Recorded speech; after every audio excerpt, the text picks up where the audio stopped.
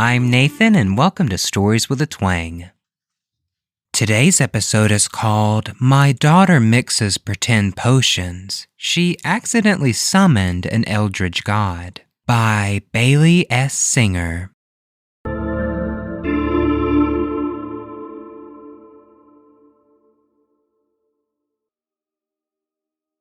They are unbeknownst, unspoken, unnamed, unreal. They cannot be realized by logical conception.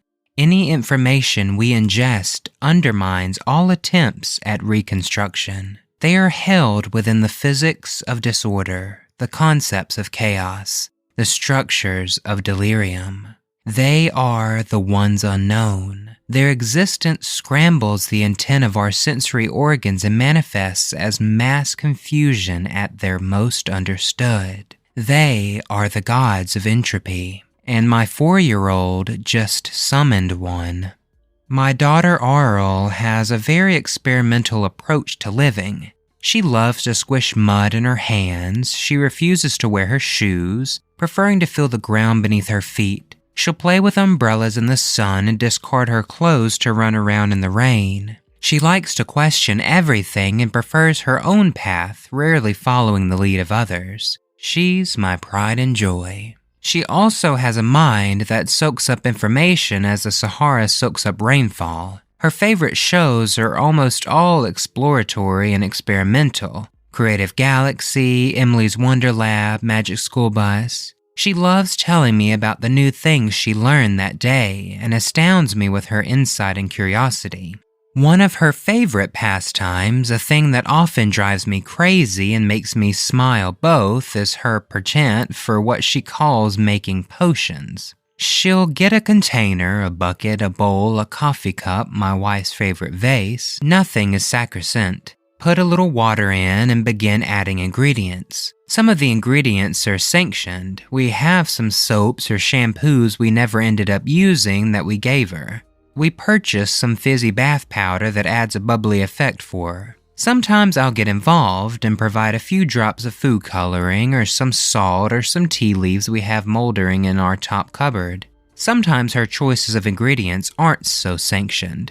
She helped herself to a half a bottle of my contact fluid once. She used a whole tube of toothpaste, a goodly amount of my wife's best perfume, half of the container of flour we kept in our pantry, which now resides beside the tea leaves. I know it's our job to monitor her, but I do believe in giving her some level of autonomy, the parenting choices we all must make. Over time, though, she's developed a sort of routine with her ingredients. She began insisting on specific items, most of which were sanctioned, so we saw no reason not to provide her with a supply. They're less expensive than toys or the markers she keeps killing. She even became particular with the order of items that she adds. When I asked her why she's become so particular, she responded, "'Cause it's the best way to make the magic happen, Daddy." Whatever works, it's her potion after all. She would spend longer and longer on the potions as well. The last time, I think she was using the bathroom sink for almost 2 hours, carefully adding this and that in intentional amounts. She was making far less mess than usual now, so I couldn't complain, unless one of us had to go wee. The most recent time, though, was different. She'd been in there for almost 2.5 hours and didn't show any signs of stopping. I was engrossed in a report I needed to finish for Monday. The missus was out running errands and taking some time for herself.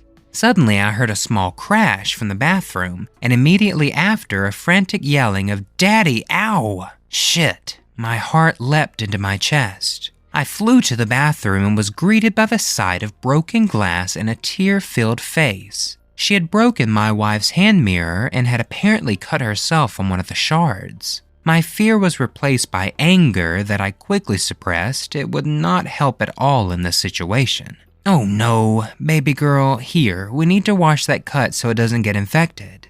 She blanched, of course. "No, Daddy, it's gonna hurt." "I know, baby girl, but we have to keep away the infection bugs, right?" She nodded grimly, my strong little girl. Her potion was sitting in the sink and the sight of it took me aback. It was a chalky green and bubbling faintly as if on the boil. It was unsettling. It wasn't hot to the touch, though. Weird. Setting it aside, I ran the water and helped her wash the cut on her finger. Daddy's gonna grab a Band-Aid from the cupboard, okay? It's not a deep cut. You'll be just fine. She nodded dourly, sniffling. The Dora the Explorer ones? I smiled and nodded back. I set her on the toilet cover and left to grab a Dora Band-Aid. Upon returning, I saw that she was holding her finger over her still bubbling potion, trying to add one more unsanctioned ingredient to mix. No, honey, what are you? The instant the drop of blood hit the rolling green liquid, it turned black as pitch. And there came a sudden, terrible, crushing pressure like the weight of mountains, like the weight of oceans. Words failed me. I couldn't form them. I couldn't breathe.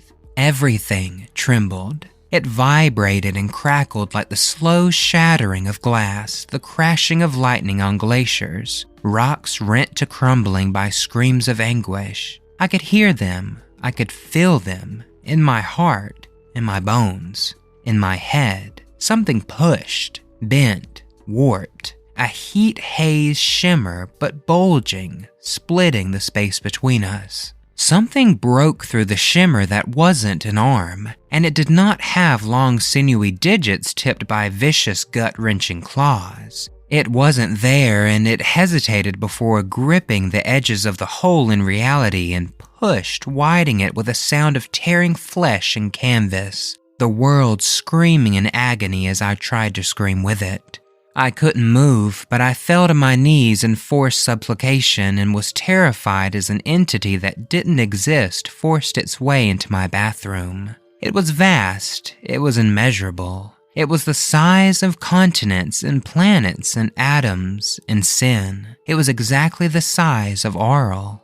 It was anger and sharp and hungry and leathery and most definitely not there, as I could not feel its infinite ultraviolet gaze borne to my skull and forsaking my existence to a litany of pain. It whispered, and I trembled. It spoke, and I could feel myself fraying as my mind reeled and tumbled into unmasking. I shook. I shivered. I absolutely vibrated with abject despair. I pissed myself. It knew me, and I didn't know it as it wasn't there because it could not exist, as it condemned my unidimensional visage. This entity regarded me, pondering my unmaking. It turned, or it didn't, and knelt down in front of my 4-year-old daughter. A voice like a supernova whispered in a language that made my eyes ache. It spoke directly to Aurel. What is thy bidding, my master? I wept. This entity had been summoned by the blood of my 4-year-old. Now it served her.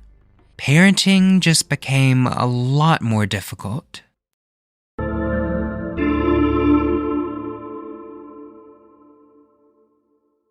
Alright everyone, I hope you all enjoyed this week's episode. I would like to give a giant thank you to this week's author, Bailey S. Singer, for letting me read the story on the show. If you have any stories you would like me to read on the show, you can send them over to storieswithatwang@gmail.com. The show is on Facebook, Instagram, and YouTube at Stories with a Twang Podcast. It would mean an awful lot if you could rate and review the show wherever you listen, and don't forget to share with your friends and family as well. It could really help the show grow. I hope you all have a wonderful week, and until next time, remember that a little twang goes a long way.